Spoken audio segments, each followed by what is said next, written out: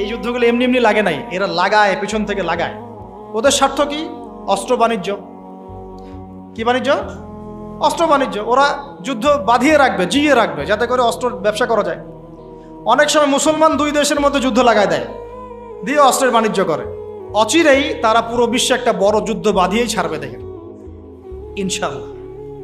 অচিরেই তারা পুরো বিশ্বে একটা বড় যুদ্ধ না বাঁধানো পর্যন্ত থামবে না। এই বিশ্বটাকে ছোট করার দুইটা পদ্ধতি তারা বের করেছে। একটা হচ্ছে ইন্টারনেট সেকশন, প্রযুক্তি দিয়ে বিশ্বটাকে ছোট করে নিয়ে আসা, এটা হয়ে গেছে। বিশ্বে এখন ছোট, শর্ট জায়গা, এইখান থেকে ওইখানে আপনি যোগাযোগ খুব দ্রুত করতে পারবেন। বিশ্ব ছোট, আপনাকে পায়ে হেঁটে যেতে হবে না। আর একটা অপশন হচ্ছে পুরো বিশ্বে যুদ্ধ বাঁধিয়ে দিয়ে পুরো বিশ্বের আয়তন ছোট করে ফেলা। আর আমি কনফিডেন্ট আমার বক্তব্যে, এটা আমার ধারণা, আমার ইস্তেহাদও বলতে পারেন, যদিও আমি মুস্তাহিদ নই। আমার ইন্টারপ্রিটেশন, এই শব্দটা ভালো হবে, ইস্তেহাদ না বলে বলছি আমার ইন্টারপ্রিটেশন, যে অচিরেই তারা পুরো বিশ্বে একটা বড় যুদ্ধ বাঁধিয়েই ছাড়বে, দেখেন ইনশাআল্লাহ। অচিরেই তারা পুরো বিশ্বে একটা বড় যুদ্ধ না বাঁধানো পর্যন্ত থামবে না। প্রথম বিশ্বযুদ্ধের পরে আপনারা ব্রিটেনকে দেখেছেন, সেকেন্ডটার পরে আপনার আমেরিকার রাজত্ব দেখেছেন, দেখবেন যদি আরেকটা লাগে এরপরে আপনার রাজত্ব দেখবেন। ওর ধ্বংস এত তাড়াতাড়ি হবে না, ওর ধ্বংস হবে, এটা সত্য, এটা নিশ্চিত, কিন্তু এত তাড়াতাড়ি না। সে রুলিং স্টেট হবে এবং দাজ্জালকে নিয়ে সে পুরো বিশ্বটা শাসনও করবে। কতদিন? নবীজি বলেছেন 40 দিন। কতদিন? প্রথম দিন হবে 1 বছরের সমান, দ্বিতীয় দিন 1 মাসের সমান, তৃতীয় দিন 1 সপ্তাহের সমান, বাকি দিনগুলো আমাদের দিনের মতো। এই শাসন না হওয়া পর্যন্ত কিয়ামত হচ্ছে না। আর এই শাসন ততক্ষণ হচ্ছে না যতক্ষণ মহাযুদ্ধ না হচ্ছে। আর মহাযুদ্ধ না হওয়া পর্যন্ত ইমামুল মাহদিও আসছেন না। মাহদি তখনই আসবেন যখন মুসলমানদের অবস্থা এরকম খারাপ হতে থাকবে। আর মাহদি না আসার আগে দাজ্জালও মানুষের রূপে বের হবে না। এখানে ওখানে যে আনাচে কানাচে মাহাদিগুলো বের হচ্ছে, এরা মাহাদি নয়। গোলাম আহমেদ কাদিয়ানিও দাবি করেছিল যে ও মাহাদি।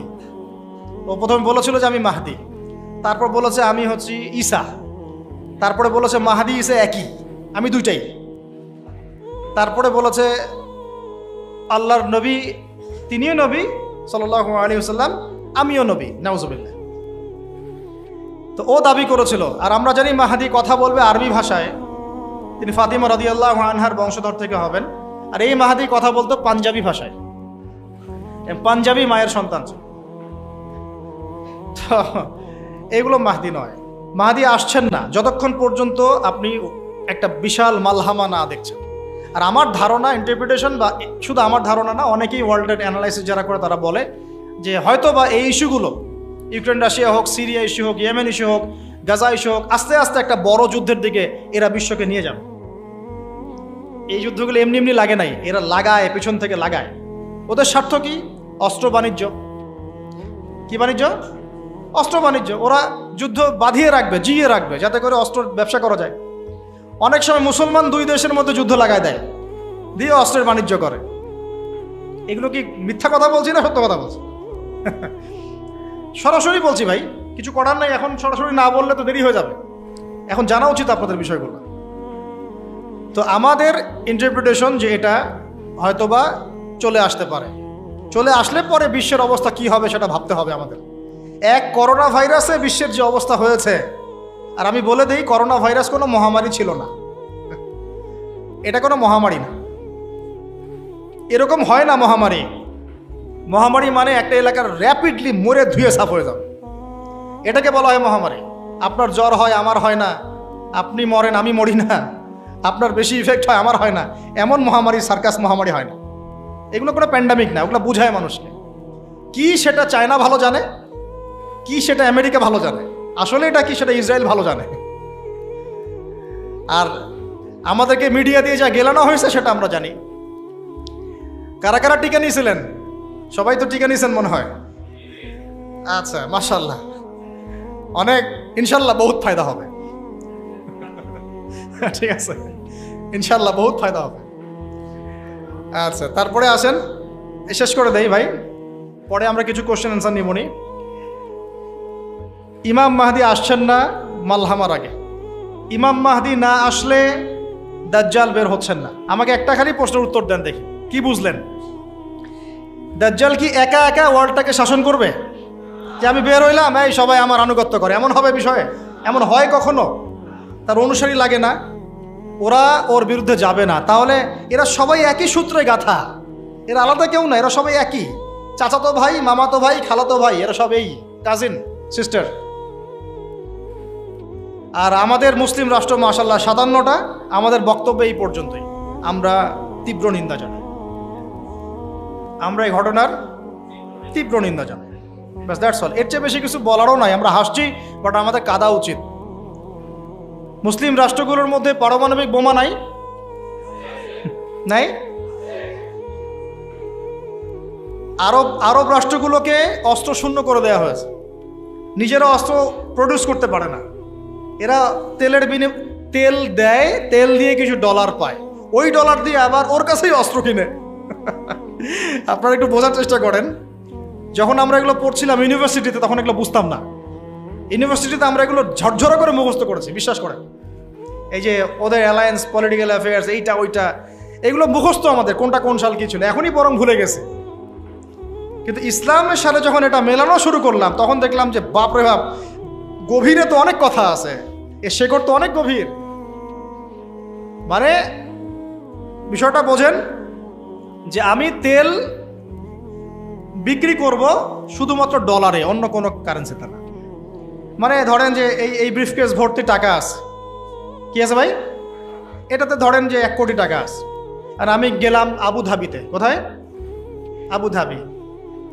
তো গিয়ে বললাম যে শেখ, এই যেখানে এই ব্রিফকেসে 1 কোটি টাকা আছে, নট ডলার, টাকা, আমাকে 5 লিটার তেল দেওয়া যায়? জীবনে আমাকে তেল দিবে না। এই বক্সটা আমি নিয়ে গেলাম টাকার জায়গায় ডলার দিয়ে, শেখ আমার কাছে ডলার আছে 1 ব্রিফকেস, আমাকে কি এখন তেল দেওয়া যায়? অবশ্যই। কুল্লু খালাস, আসেন। অবশ্যই, ইয়া হাবিবি কুল্লু খালাস, আসেন তেল নিয়ে যান। হাবিবি বলবে তখন, আসেন তেল নিয়ে যান। এই যে শুধুমাত্র ডলার দিয়ে তেল কেনা বেচা করার চুক্তি, এর নাম হলো পেট্রো ডলার মনিটরি সিস্টেম। আপনি ডলার ছাড়া অন্য কোনো কিছুতে তেল কিনতে পারবেন না। গাদ্দাফি চেষ্টা করেছিল, মেরে দেয়া হয়েছে, ঠিক আছে? তারপরে আরো অনেক কান্ট্রি, সাদ্দাম হুসাইন ট্রাই করার চেষ্টা করেছিল, মেরে দেওয়া হয়েছে। এই চায়না, রাশিয়া এখন চেষ্টা করছে যে আমরা অন্য কারেন্সিতে তেল কেনা বেচা করব। ইরান মাঝখানে চেষ্টা করেছে আমরা সোনাতে তেল কেনা বেচা করবো, সোনা দিয়ে। ওই জন্য দেখেন ইরানের সাথে অলওয়েজ লেগে আছে, অলওয়েজ একটা ফিকশন লেগে আছে। এখন কথা হচ্ছে এই যে কেনা বেচাটা জায়েজ না জায়েজ বলেন দেখি? এটাও ভাইদের কাছে ফতোয়া নিয়েন। এতে করে কি হলো? ডলার হয়ে গেল সুপিরিয়র কারেন্সি, ও আধিপত্য বেড়ে গেল, আধিপত্য বেড়ে গেল। যদি আমরা টাকা দিয়ে তেল কেনা বেচা করতে পারতাম, তখন আমার টাকার মান থাকতো বেশি, ওদের মান থাকতো কম। তখন ডলারকে কেন্দ্র করে সব টাকা পয়সার মান নির্ধারণ করা শুরু হলো। কথা বুঝতে পারছেন? এই চুক্তিটা করেছে আরবরা। কারা করেছে? আরবের গলফ কান্ট্রিরা। এর পিছনে একটা ঘটনা আছে। বাদশাহ ফয়সাল রাহিমাহুল্লাহ তিনি তেল বয়কট করেছিলেন, তারপরেই হেনরি কিসিঞ্জার এসে এই চুক্তি করেছিল। এটা অনেক আগের কথা, এটা চতুর্থ যুদ্ধের কথা, 1973 সালের দিকের কথা। এখন এই তেলের উপর নিয়ন্ত্রণ তারা নিয়ে নিল ডলার দিয়ে। যেটা বলতে চাচ্ছি শুনুন, বুঝেন। আমি ডলার দিলাম আপনাকে। আপনার নাম কি ভাই? আপনার নাম কি? হ্যাঁ হ্যাঁ, সাকিব। সাকিব আল হাসান ভাইকে আপনি খেলাবাদ দিয়ে এখানে কি করছেন? আচ্ছা, সাকিব ভাইকে আমি ডলার দিলাম এক ব্রিফকেস, এবং তিনি তেলের মালিক মনে করেন। এখন ভাই আমাকে তেল দিলেন, তা আমি তেল মাশাআল্লাহ আমার দেশে নিয়ে গিয়ে বাংকার আছে, বাংকার, ওই বাংকারের নিচে তেল ঢুকে রিজার্ভ করে রেখে দিলাম, যাতে ভবিষ্যতে এটা কাজে লাগে। কারণ তেল ছাড়া তো বিশ্ব অচল। আপনি তেল ছাড়া এই বিশ্বে কিচ্ছু চালাতে পারবেন না। পারবেন? কিচ্ছু চালাতে পারবেন না, পুরোই অচল। তো এখন ভাই তো আবার অস্ত্র শস্ত্র তার কাছে নাই, সে আমার সাথে বন্ধুত্ব করেছে। এখন আমি তাকে বোঝাচ্ছি যে আপনার তো নিরাপত্তার জন্য অস্ত্র দরকার, আপনার আশপাশে অনেক শত্রু আছে, শত্রুরা তো অভাব নাই, তাহলে অস্ত্র কিনতে হবে না আপনার? ও বলছে হ্যাঁ কিনতে হবে। তো তাহলে অস্ত্র তো আপনি বানাতে পারেন না, সেই প্রযুক্তি আপনার নাই। আমার দেশে অনেক অস্ত্র আছে, এগুলো আপনাকে দেই, আপনি ডলার দিয়ে এগুলো কিনে নেন। প্রথমে যে ডলারটা আমি ওকে দিয়ে তেল নিয়েছি, ওই ডলারটা আমি আবার ওর কাছ থেকে নিয়ে আমার অস্ত্র দিলাম ওকে। লাভ কার? বুঝেন নাই মনে হয়। প্রথমে আমি দিয়েছি ওকে ডলার, সাকিবকে, সাকিব দিয়েছে আমাকে তেল। সেই তেল নিয়ে আমি আমার দেশে রিজার্ভ করেছি, তেল তো আমার থাকলোই। আর আমার ডলার হলো কারেন্সি, সুপিরিয়র কারেন্সি, যা দিয়ে অন্য কারেন্সির মান নির্ধারণ করা হয়। এবার ওকে বুঝালাম তোমার অস্ত্র নাই, তো ও বলছে তো আমার তো প্রযুক্তি নাই, তাহলে আমাকে আপনি কিছু অস্ত্র বিক্রি করেন আমার কাছে। তা আমি কিছু অস্ত্র, আমার তো অস্ত্রের অভাব নাই, আমি যত ইচ্ছা এগুলো বানাতে পারি। যেটা বানাচ্ছি ওর চেয়ে অত্যাধুনিকটা আমার কাছে আছে। ওকে এমন কিছু দিব না যেটা দিলে ও আবার আমাকে আক্রমণ করতে পারে। ওকে এমন অস্ত্রই দিব যেটা আমার প্রতিহত করার ক্ষমতা আছে। অথবা ব্যালিস্টিক মিসাইল ওকে দিব না, ওকে অন্য কিছু দিব। তা আমি এখন ওকে অস্ত্র কিছু দিলাম, ওই যে ডলারটা প্রথমে দিয়েছি ওইটা আবার সে আমাকে দিয়ে দিল। কিছু কি বুঝলেন? এইটাই চলতেছে আরবের মধ্যে। অথচ এই সার্কাসটা কিম জং উন অনেক বেশি বুঝেছে আগে। ও বলছে তোদের সাথে চলি না, আমি চায়নার সাথে চলবো, রাশিয়ার সাথে চলবো, এই যে অস্ত্র বানাবো। দেখেন নাই কয়দিন আগে গোলগাপ্পু একটা মানুষ আসে আর বলে যে এই যে মিসাইল চালাচ্ছি, দেখেন নাই? ও ভালো কাজ করছে তাও, মাশাআল্লাহ।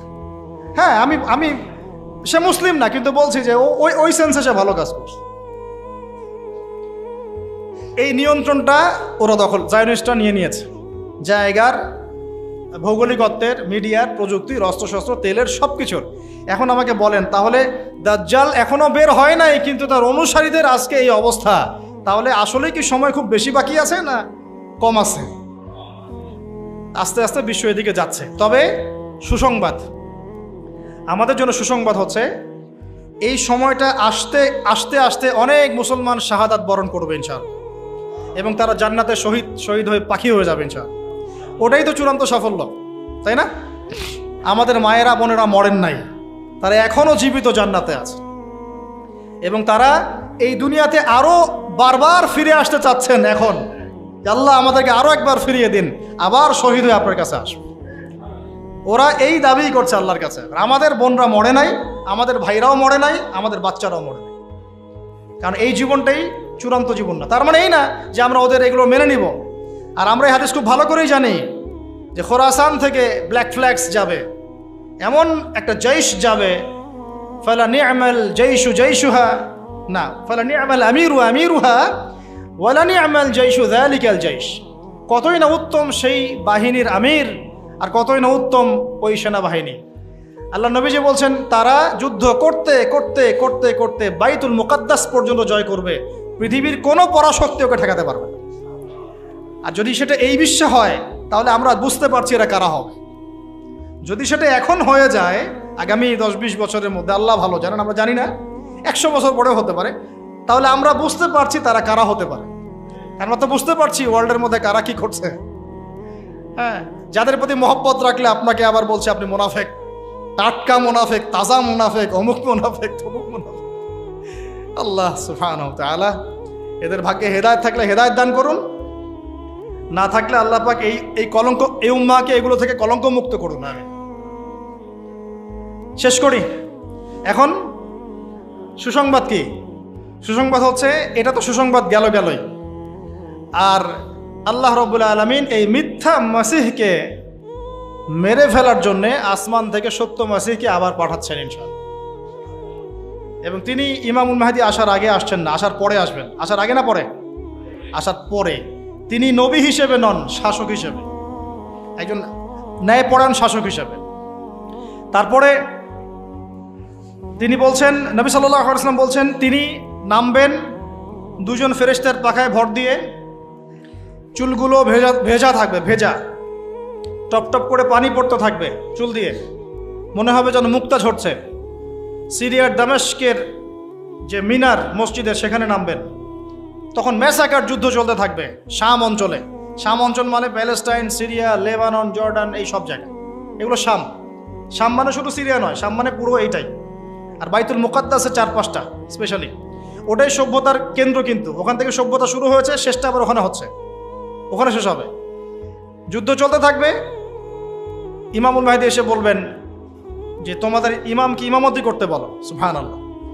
ইমামুল মাহদী ইমামতি করবেন, দরজা খুলে দেওয়া হচ্ছে, দরজা খুলে দেওয়া হবে, দাজ্জাল তাকে দেখা মাত্রই গলতে শুরু করবে, পালাতে পালাতে পালাতে পালাতে এই প্যালেস্টাইনেই যেটা দেখছেন আপনারা এখন, এটার বাবে লুদ নামক জায়গাতে গিয়ে সে আটকে যাবে এবং ওই জায়গায় ঈসা আলাইহিস সালাম তাকে হত্যা করবেন ইনশাআল্লাহ। এখানেই 40 বছর ইসলামী খেলাফতটা আবার বাস্তবায়িত হবে ইনশাআল্লাহ। এটা আস্তে আস্তে হতে যাচ্ছে। তার সুসংবাদ দিয়ে শেষ হলো, এর আগে অনেক চড়াই উত্তরাই চলবে, রক্ত ঝরবে, শহীদদের সংখ্যা বাড়বে, তবে তারা জীবিত, তারা মৃত নন, এটা মনে রাখবেন। বদরগঞ্জ দিয়ে শেষ করতে চেয়েছিলাম, শেষ করার আগে কথাটা শোনেন। এখন এই পুরো ঘটনাগুলো আমাদেরকে কে জানিয়ে দিয়েছেন বলেন? আল্লাহ এবং তার রাসূল। তার এই পুরো দাওয়াতি বছরের 13 বছরে যখন তিনি এইরকম করে নির্যাতিত হচ্ছিলেন, তখন তাকে হিজরত করতে হয়েছে। কোথায় হিজরত করতে হয়েছে? মদিনায়। এবার আপনাকে আমি কনক্লুশনের দিকে নিয়ে আসি। সর্বশেষ আমাদের নবী সাল্লাল্লাহু আলাইহি ওয়াসাল্লাম ইন্তেকাল করার আগে, জাস্ট ইন্তেকালের কয়েকদিন আগে নবীজি বলে যাচ্ছেন শেষ কথাগুলো, তোমরা শোনো হে আমার উম্মত, আমার কবরকে উপাসনার জায়গা বানাবে না, রাষ্ট্রদূতদেরকে সম্মান করবে, সলাতের ব্যাপারে যত্নবান থাকবে, তোমাদের অধীনস্থদের ব্যাপারে যত্নবান থাকবে,